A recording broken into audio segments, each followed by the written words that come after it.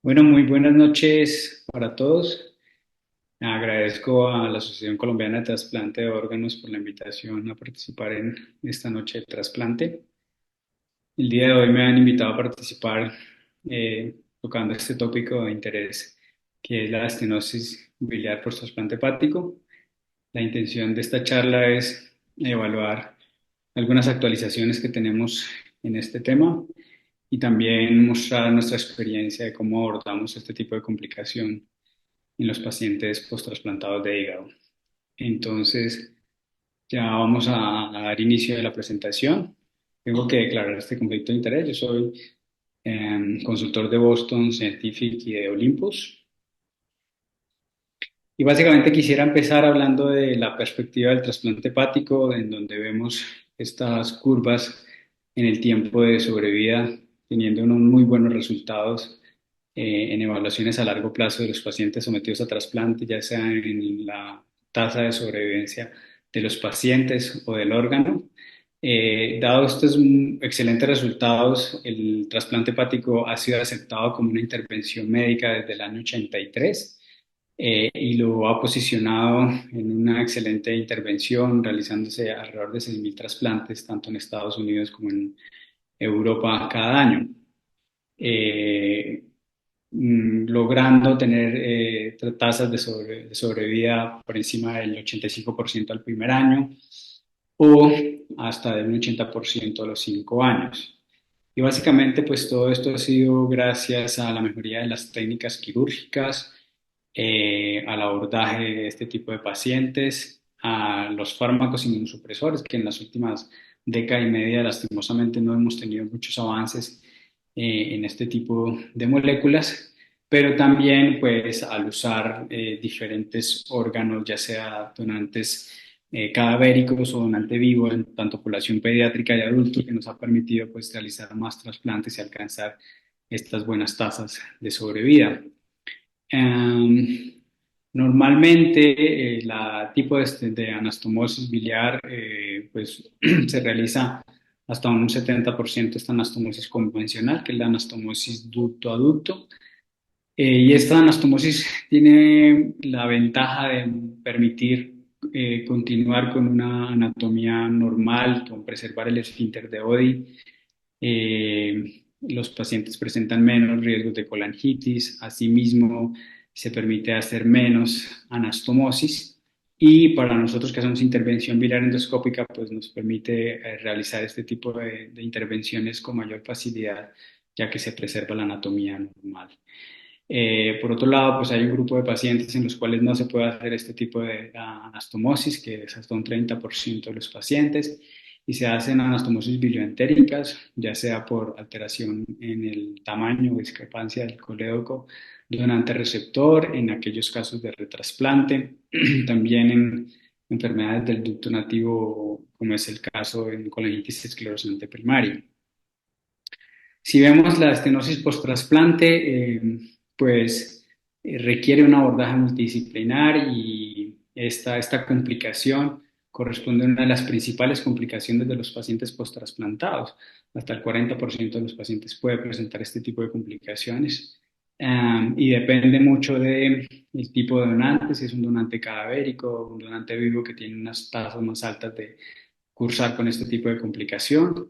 La gran mayoría de pacientes que cursan con estenosis biliar post-trasplante lo hacen en el primer año y su abordaje pues, requiere un apoyo multidisciplinar, una buena revisión de imágenes, eh, por conocer sus antecedentes en el momento de la cirugía y el abordaje endoscópico y clínico que requieren este tipo de pacientes. Cuando vamos a analizar las complicaciones biliares, no solo la estenosis biliar genera complicaciones en esta población. Como ven ustedes ahí, la estenosis de la anastomosis se presenta más que todo en pacientes con trasplante de donante vivo, pero hay otro tipo de complicaciones que vemos en el transcurso de la evolución del post-trasplante, ya sean las fugas biliares, que ustedes saben, todos conocemos que la fuga biliar es un factor independiente para la formación de estenosis en estos pacientes. Hemos visto también disfunción del ODI en menos porcentaje en su incidencia, pero también vemos algunas veces defectos de llenado, litiasis, estenosis no anastomóticas o hemobilia, que hacen parte del grupo de complicaciones de estos pacientes. Pero si bien es cierto que hay un gran número de complicaciones biliares, la estenosis de la anastomosis en los pacientes posttrasplantados sigue siendo el talón de Aquiles de esta población. Eh, Aquí vemos una imagen que me compartió el doctor Andrés Cárdenas, es un médico hepatólogo, endoscopista que trabaja en el Hospital Clínic, es un referente colombiano y mundial acerca de manejo de las estenosis biliares y vemos este par de imágenes donde vemos claramente un defecto de llenamiento acá con dilatación de la vía biliar intra por encima y por debajo de la estenosis y también pues en esta imagen del lado derecho. Eh, pero por qué ocurre esto? Y realmente pues se viene estudiando y explorando una razón principal para que este grupo de pacientes curse con esta complicación y una de ellas es los vasos coledocianos, ya que la irrigación de la vía biliar depende de las arterias hepáticas. La arteria hepática derecha y la gastrodenal proveen estos vasos coledocianos y lo que hacen es que este epitelio sea irrigado solo a través de las arterias hepáticas y tal vez esa dependencia, esta irrigación es lo que hace este tejido susceptible de la hipoperfusión. Por eso hemos reconocido ya algunos factores que se correlacionan como factores de riesgo asociados a esta complicación. Y uno de ellos pues es unos factores dependientes del injerto o factores perioperatorios. Y conocemos que los factores de riesgo asociados al injerto están los donantes posparada cardíaca o los donantes de edad avanzada eh, pueden contribuir a que tengan estos pacientes estenosis de la vía biliar. Por tal razón, en algunos casos se está intentando usar estas estrategias de reperfusión en corazón parado para proveer una preservación del órgano y minimizar las complicaciones de estenosis o biliares en el posttrasplante. El tiempo de isquemia, la incompatibilidad de grupo también se ha mostrado como un factor de riesgo. Algunos factores perioperatorios, el hecho de usar un electrocauterio de manera excesiva o hacer disección periductal a nivel coleociano, pues incrementa el riesgo de complicaciones biliares, la trombosis de la arteria y la inducción de hipoperfusión a nivel del tejido coledociano. En los grupos que usan TUNT o el KERG, que conocemos en algunos grupos, también pueden favorecer el tipo de estenosis y claramente un factor de independiente es la fuga biliar per se o una fuga es casi sine qua non que tengamos una estenosis post-trasplante. Y algunas infecciones como el citomegalovirus o la colitis esclerosante primaria también contribuyen. Pero ¿qué es lo más importante? Y es establecer el impacto que tiene el paciente que cursa con estenosis biliar. Y ese impacto va a disminuir la sobrevida del injerto, pero también hay algunos factores muy importantes como son los temas de calidad de vida. El paciente que cursa con una estenosis biliar requiere una readmisión a la institución, el uso de imágenes, tratamientos invasivos, reintervenciones y costos y también una sobrecarga al sistema que tal vez no ha sido muy evaluada, pero para este grupo de pacientes es una carga un poco mayor en comparación al que no cursa con esta complicación. Sabemos que las estenosis post-trasplante se clasifican dependiendo de la ubicación en estenosis de la anastomosis o en estenosis anastomóticas o no anastomóticas. Por fortuna, las estenosis anastomóticas son las que más se presentan hasta un 90% de los casos. La mayoría son aisladas y cortas, es decir, menos de 1 centímetro, y su principal desencadenante son factores relacionados con la técnica quirúrgica o el calibre de los ductos. Y la mayoría de ellos, al tener denervación a nivel del colédoco, los pacientes cursan asintomáticos o tienen unas manifestaciones muy inespecíficas. Este es un claro ejemplo de una estenosis de la anastomosis, en donde vemos que no hay paso del medio de contraste a nivel de la anastomosis biliar, una guía selectiva que intenta pasar y no logra avanzar. Estas son las de estenosis y una dilatación tanto por encima como por debajo de la anastomosis. El otro ejemplo o el otro tipo de estenosis que ocurre es la estenosis no anastomótica. La vemos principalmente en, ubicada a nivel intrahepático o por más de 5 milímetros por encima de la estenosis y principalmente ocurre por fortuna en una incidencia menor y hay un factor de riesgo más asociado con la isquemia o inmunológica y como les mencionaba está más de 5 milímetros próxima a la anastomosis, a la anastomosis es donde se ubica esta zona de estenosis. Para el diagnóstico, sin duda, pues tenemos diferentes herramientas, la alteración bioquímica que nos genera una alarma en el seguimiento de los pacientes, algunos de ellos pueden ser asintomáticos, a la gran mayoría, como les mencionaba previamente. La colestasis, sin duda, es un marcador que nos sugiere descartar una estenosis de la anastomosis y tenemos algunas otras alternativas diagnósticas como la ecografía, el Doppler portal, la gamografía, que puede tener muy buenas sensibilidades, y la biopsia hepática, que nos ayuda principalmente cuando tenemos sospecha de descartar otras etiologías de esta alteración en la analítica, como es un rechazo agudo.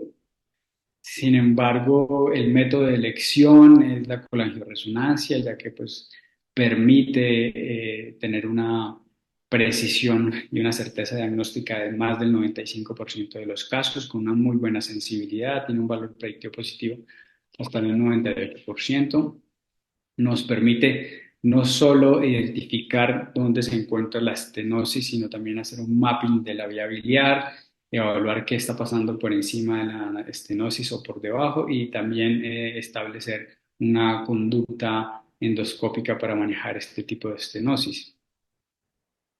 Aquí vemos un ejemplo, este es un caso nuestro en el cual la resonancia nos muestra esa pequeña angulación a nivel de la anastomosis con el cierre de la anastomosis que confirma pues una estenosis biliar en un paciente post-trasplantado. Cuando vamos a hacer intervención de la vía biliar, tenemos dos tipos de estrategias y siempre la primera línea es hacer esta modalidad bajo con la angiografía retrógrada endoscópica. La estrategia inicial que se creía de mejor resultado era realizar bilioplastias con inserción de prótesis biliares y para eso un par de grupos, el grupo español del doctor Cárdenas y un grupo italiano mostró muy buenos resultados en la resolución de la estenosis, pero recientemente se está posicionando cada vez más el uso de estenoautoexpandibles como una estrategia para ofrecerles a este grupo de pacientes. ¿Cuáles son los objetivos de hacer una intervención biliar endoscópica? Indudablemente, mejorar el flujo biliar, incrementar el diámetro, y ese diámetro lo evaluamos mediante una colangiografía de oclusión cuando bajamos el balón hinchado sobre la estenosis, y obviamente pues resolver los síntomas y mejorar la analítica, normalizar la analítica en estos pacientes. Eh, Esto era algunos resultados que han sido extraídos de revisiones sistemáticas o este metanálisis que se publicó en el 2018, en donde se veía que la estrategia de bilioplastias con posicionamiento de múltiples stent plásticos tenían unos muy buenos resultados. Hasta un 97% de los pacientes se lograba resolver la estenosis en el periodo de un año con una recurrencia de menos de un 2%. Este trabajo, los trabajos han mostrado el seguimiento a 40 meses. Entonces, la técnica multistem ha sido reproducida en otros trabajos, como el español, y muestra muy buenos resultados. Cuando se tiene una falla de esta estrategia, pues se recomienda realizar un nuevo ciclo de la intervención o considerar otro tipo de estrategias. Como les mencionaba, los estenos expandibles es una nueva alternativa vieja, pues que usamos desde hace mucho tiempo, que tienen la única dificultad es que tienen una mayor tasa de migración, hasta un 16% han mostrado los trabajos, una recurrencia de un 75-72% a 5 años. Cuando se comparan las dos intervenciones en este trabajo, lo que mostraron es que había mayores eventos adversos, hasta un 9% de riesgo de colangitis y la migración, lo que pues ponía un poco en duda el uso de esta estrategia. pero ya lo vamos a ver más adelante. Ahora los stent cada vez de autoexpandibles están tomando un poco más de cabida en este tipo de intervenciones. Obviamente, cuando agotamos toda la intervención endoscópica, pues el paciente ya requiere ser llevado a cirugía para construcción de la vía biliar como última alternativa. ¿Cuáles son los principios básicos de la intervención endoscópica? Recordemos que la CEPRE es la primera línea del tratamiento. Más adelante hablaremos de las profilaxis antibióticas, pero pues al tener esta población inmunosuprimida, una de las recomendaciones era contemplar el uso de profilaxis antibiótica. Se hace una canulación convencional, papilotomía, avance de guías ya sea de 0,35 o 0,25 milímetros, dependiendo del tipo de estrechez que tengan los pacientes. Y dilataciones con balón de 6 a 10 milímetros, dilataciones seriadas, inserción de múltiples prótesis, aquí lo estamos viendo, se documenta la estenosis, se avanza la guía, se hace una bilioplastia o la dilatación y ahí ya se puede uno evaluar si hace estrategia de múltiples stents o en algunos casos no hace falta dilatar sino insertar la prótesis autoexpandible. Si se llega a usar la estrategia de implantar múltiples stents, estos deben ser recambiados cada 3 meses hasta finalizar con un periodo de un año donde se finaliza la intervención y se logra mejorar la estenosis en más del 90% de los pacientes. Esto es básicamente para que los que hacemos intervención biliar nos ubiquemos dependiendo de la posición del paciente, cómo la aproximación fluoroscópica nos puede brindar una visión de cómo está dispuesto la anatomía a nivel biliar en los pacientes.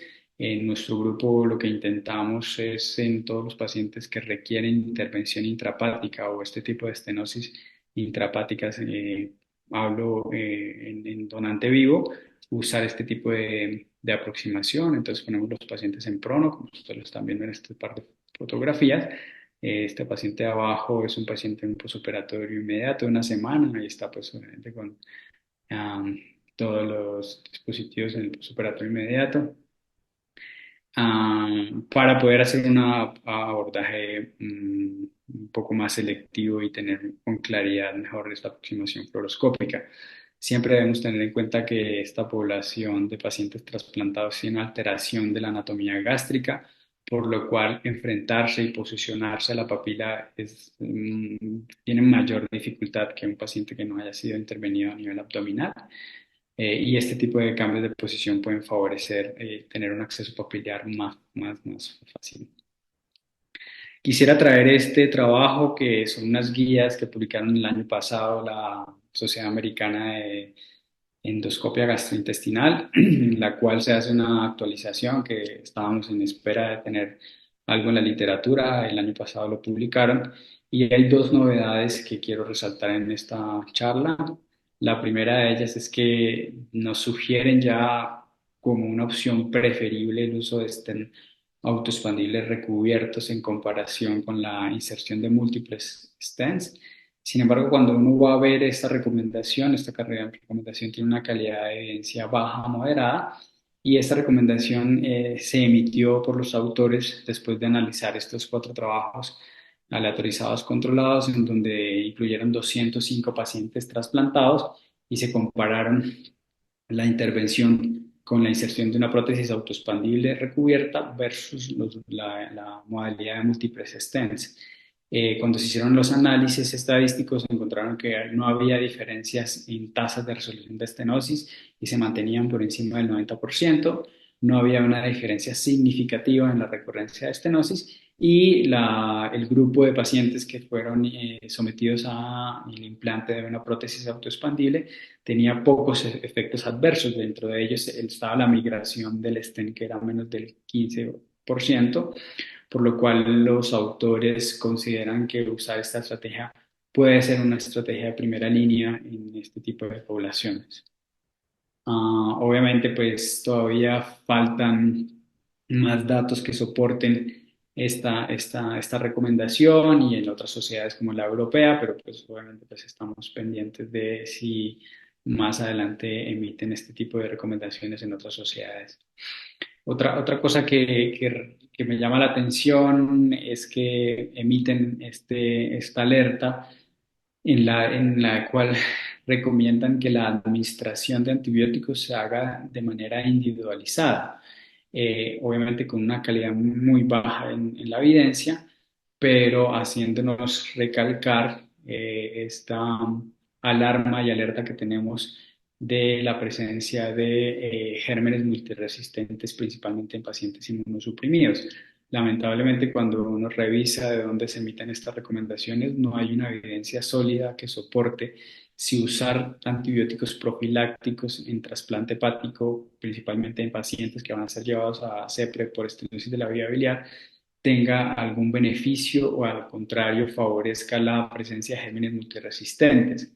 Nosotros en nuestro protocolo institucional de la cardio hemos decidido con el Comité de Infecciones y con infectología, dado que hemos tenido casos de colangitis por trasplante muy agresivas, considerar por ahora mantener la estrategia de profilaxis en los pacientes que tienen obstrucciones biliares y riesgo de colangitis en trasplante hepático y usamos la cefazolina y el metronidazol como una medida de tratamiento preventivo o profilaxis antibiótico. Y esta recomendación sale pues de que tenemos ya gérmenes en la comunidad con altas tasas de resistencia a BLE, como ustedes ven ahí la E. coli y la Klebsiella hasta el 15% resistente a BLE. Sin embargo, pues en la guía, cuando uno analiza la recomendación, los expertos recomiendan que esa sea una decisión multidisciplinaria, que se evalúe con el grupo quirúrgico, el grupo clínico y endoscópico y que de manera individualizada se decida pues en cada paciente. Mm, ¿Qué pasa cuando no funciona la vía endoscópica convencional por CEPRE? Pues está la intervención percutánea o la cirugía como una modalidad. Sin embargo, nosotros estamos dándole una mayor importancia al colangioscopio mediante Spyglass, apoyados en algunas sugerencias en la literatura de que se puedan utilizar este tipo de intervención para manejar estenosis que han fracasado a la estrategia convencional. El doctor Andrés Cárdenas también mostró su experiencia, que la llevó en un póster en el Congreso Americano del Hígado hace un par de años, en el que se muestra que puede ser de gran utilidad en esta población. Yo les voy a mostrar acá algunos ejemplos de nuestros pacientes que hemos necesitado usar del colangioscopio para manejar este tipo de estenosis. Aquí vemos un paciente eh, con una estenosis de la anastomosis a nivel intrahepático o sobre el hepático común, que fue imposible canular o avanzar de la guía por vía convencional, y lo que nos permite, aquí estamos teniendo el colangioscopio aproximado sobre la estenosis, y aquí hay un paso filiforme y hemos logrado pasar una guía 0.025 sobre esta anastomosis. Después de eso lo que hacemos es canular selectivamente la otra anastomosis, hacemos bilioplastias, como lo estamos mostrando acá en esta imagen de fluoroscopia, y finalmente insertamos prótesis en la modalidad de multi-stent. Aquí hemos puesto dos prótesis avanzadas y una que nos quedó justo sobre la estenosis que estaba a nivel de la anastomosis. Por otro lado, aquí estamos viendo lo que vemos cuando necesitamos avanzar las guías en la anastomosis biliar. Aquí están dos anastomosis biliares intrahepáticas con dos pequeños orificios que permiten avanzar estas vías de manera selectiva. Esto es lo que nos permite el colangioscopio, tener una aproximación de mayor detalle y poder hacer canulación selectiva en este paciente en donde había una estenosis con una gran fuga biliar que nos impedía de manera convencional avanzar las prótesis. Lo que hicimos fue con el colangioscopio hacer avance de prótesis selectivas, bilioplastia y finalmente inserción de prótesis biliares. Realmente este manejo de estenosis biliares intrahepáticas pues no tiene mucho soporte científico porque hay pocos casos reportados. La mayoría de información para el manejo de este tipo de estenosis es estenosis de la anastomótica convencional.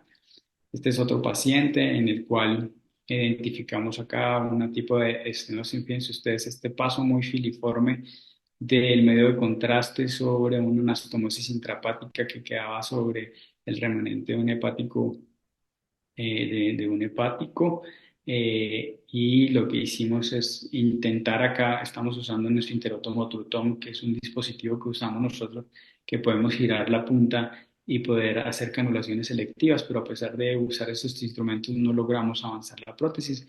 Entonces decidimos mediante el colangioscopio identificar la anastomosis, evaluar dónde estaba la estenosis, y aquí acomodando el colangioscopio podemos avanzar y canular selectivamente este tipo de estenosis.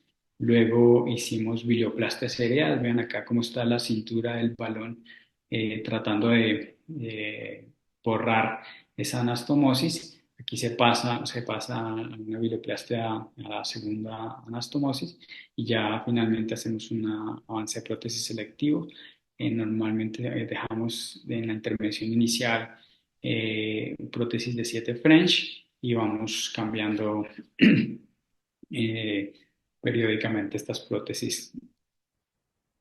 Aquí vamos a tener otro ejemplo, un paciente que estamos haciendo una colangiografía de oclusión, trasplantado, donde están los clips quirúrgicos, y a pesar de inyectar medio de contraste a presión, la guía se dobla y no pasa a la vía biliar intrahepática.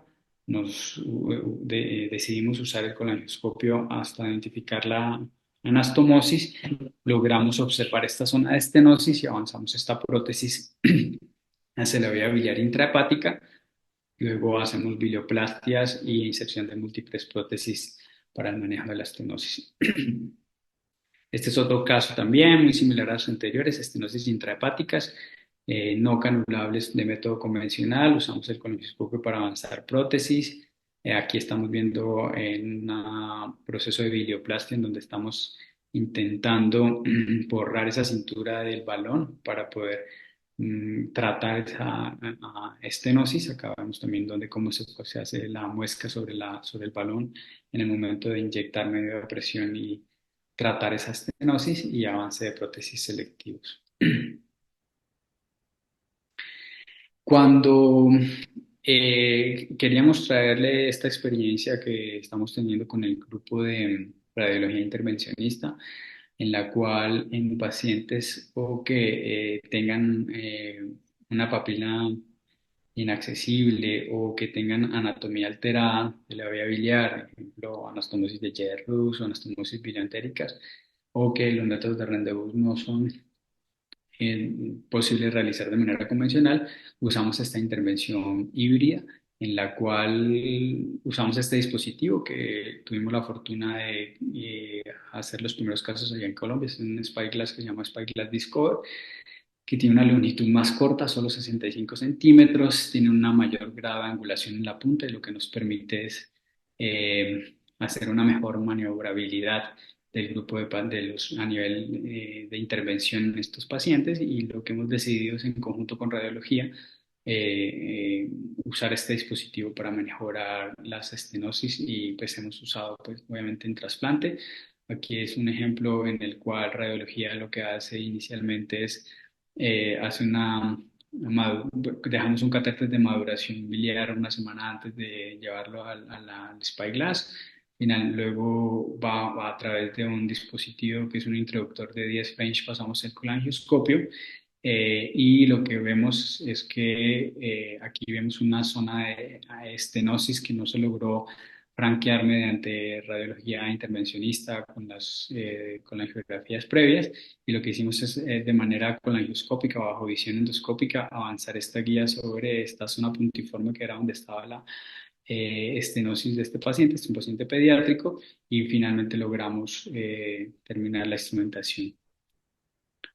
Entonces, quería mostrarles otro caso de estenosis bilioentérica en la cual lo que hacemos es lo que les venía contando. Después de la derivación biliar y la maduración del tracto de una semana, avanzamos con el colangioscopio. En algunos casos dejamos la guía, se hacen bilioplastias, y estamos usando desde hace un par de años esta prótesis que es una prótesis autoexpandible completamente recubierta que tiene un hilo metálico en su extremo distal, el cual lo dejamos a piel.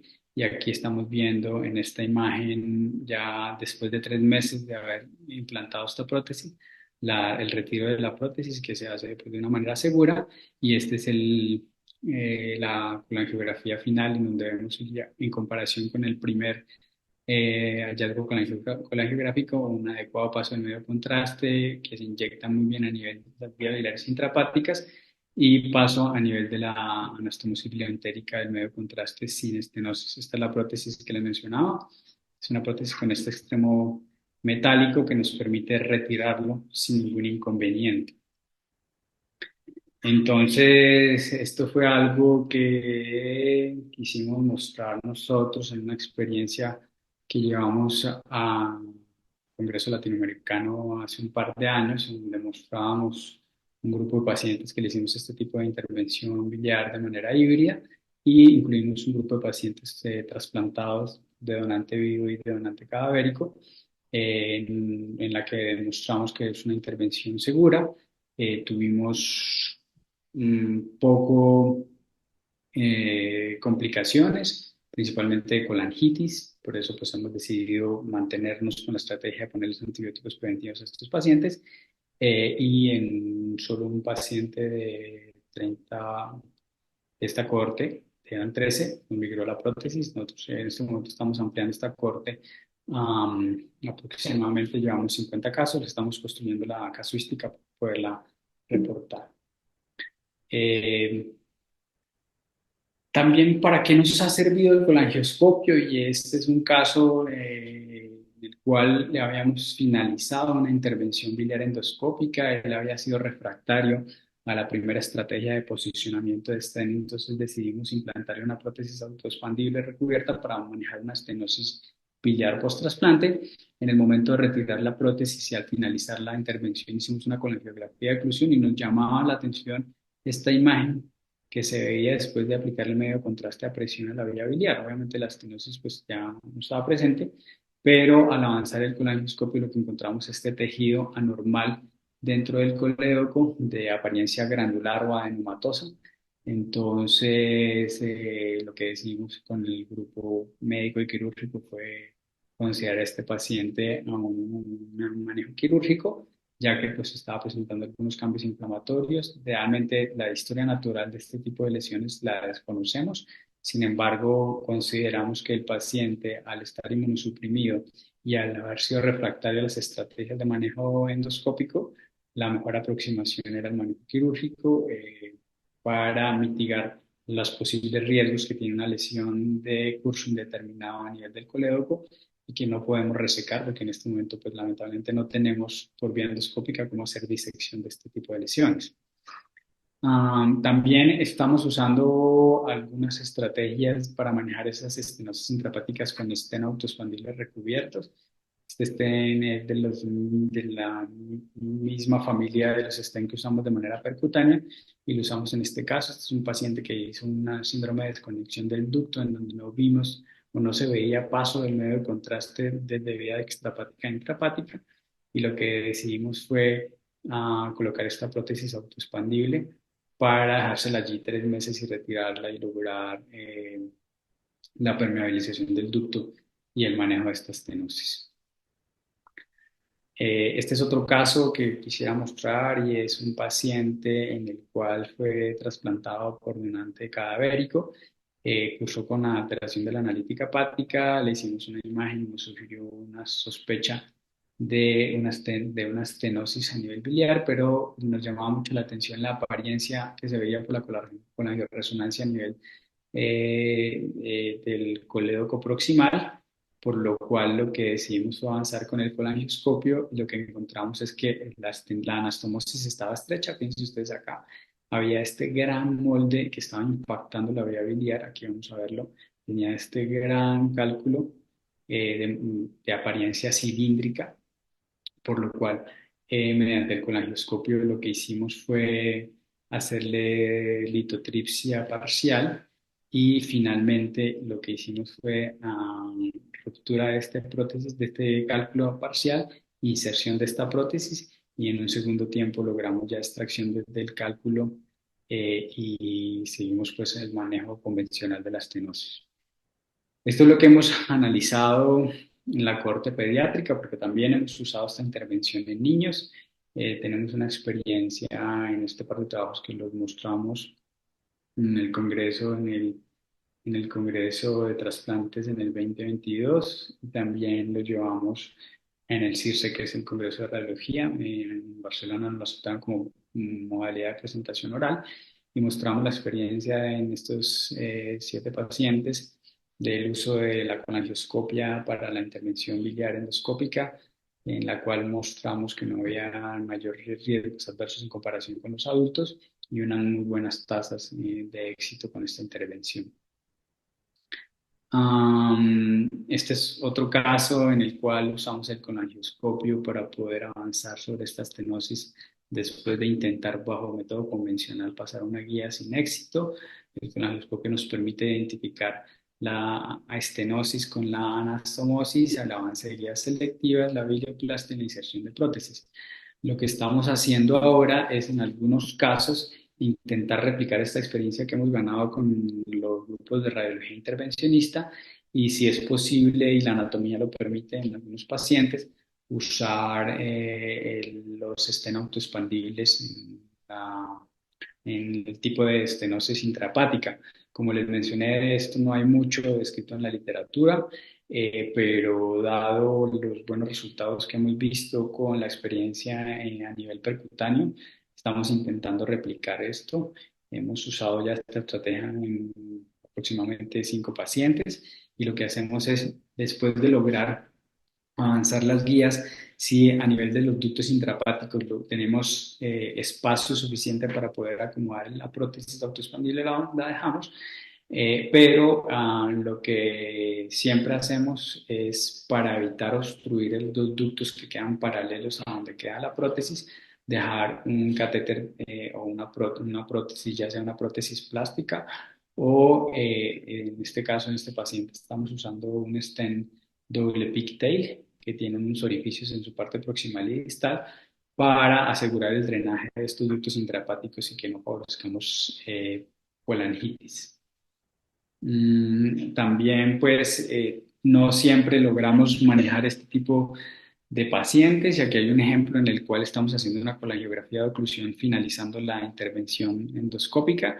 Siempre la colangiografía de oclusión debe bajar el balón hinchado sobre la estenosis para que nos asegure que la estenosis está tratada. Fíjense ustedes aquí cómo el equipo tiene que acomodarse sobre esa zona, y aquí lo que vamos a ver es cómo el balón rebota y muestra este kinking o este acodamiento que tiene el colédoco a nivel de la estenosis, y aquí en esta imagen vamos a verlo cómo la guía tiene que ejercer una gran angulación para poder avanzar hacia hacia la vía biliar intrahepática. Indudablemente este tipo de casos tienen pocas o mínimas posibilidades de manejo endoscópico y lo que se recomienda pues es el manejo quirúrgico.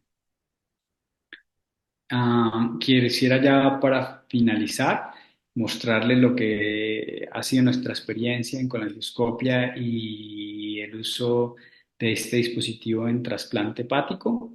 Este fue un trabajo que lo hizo el doctor Campi para finalizar su fellow de gastroenterología, en el cual yo participé como tutor. Y lo que hicimos fue este estudio observacional que analizamos 2 años del 2020 al 2022 y queríamos describir cómo habían sido manejadas las complicaciones biliares y qué resultados habíamos tenido con el colangioscopio en los pacientes trasplantados de hígado en la cardio. Incluimos en el análisis 37 pacientes, 17 mujeres, 20 hombres, con trasplantes de donante vivo y donante cadavérico, y analizamos las dos intervenciones, tanto endoscópicas como percutáneas, eh, mostrando una mínima tasa de complicaciones que estamos muy similares a lo reportado en la literatura.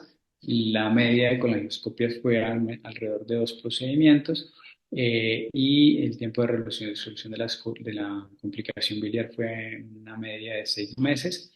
y tuvimos tres complicaciones, dos de ellas que la inducimos. Tuvimos dos pacientes en los que estaban completamente desconectados y perforamos eh, para poder lograr conectar este síndrome de desconexión, pero decidimos considerar esto como una complicación, esta perforación. La perforación nuevamente la manejamos con inserción de prótesis, resolución de la estenosis y sin un impacto mayor en el paciente. Ya pues para finalizar, quiero mostrarles este video de cómo se ve una intervención endoscópica ya al finalizar las dilataciones y la inserción de prótesis. Aquí vemos los ductos biliares intrahepáticos, estamos explorando las dos ¿no? anastomosis intrahepáticas, tanto derecha como izquierda, y ya estamos extrayendo el colangioscopio en donde vamos a ver los hilos de sutura, que en algunos pacientes podemos identificarlos a nivel de la anastomosis y la presencia pues, de esta tonalización sobre estas zonas estenóticas. Cuando nosotros avanzamos el colonoscopio, y recuerden el primer video, solo se logra identificar el paso de la guía y ya en estas intervenciones logramos evaluar cómo está la presencia de los ductos biliares y la anastomosis. Entonces, ya para finalizar, me gustaría mencionar que a pesar de la tecnología que tenemos, lamentablemente las complicaciones biliares siguen siendo un talón de Aquiles en los pacientes post-trasplantados, que la mayoría de ellos son asintomáticos o cursan con algo de grado de alteración bioquímica, que sin duda el estudio de elección para evaluar este tipo de estenosis o descartarlo es la colangioresonancia, y que ya recientemente pues la estrategia de implante de prótesis autoexpandibles se está posicionando y algunas sociedades científicas lo consideran de una manera preferible.